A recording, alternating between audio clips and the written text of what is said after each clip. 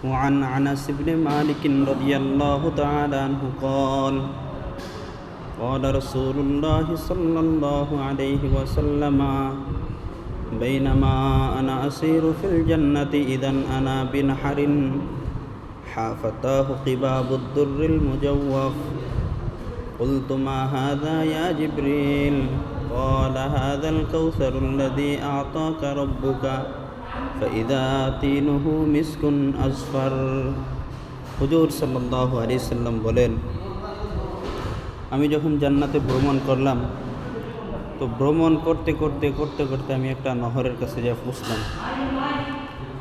যেই নহরের আশেপাশে ভিতরে ফাঁকা জায়গার মধ্যে মতির তৈরি গম্বুজ বানানো ছিল।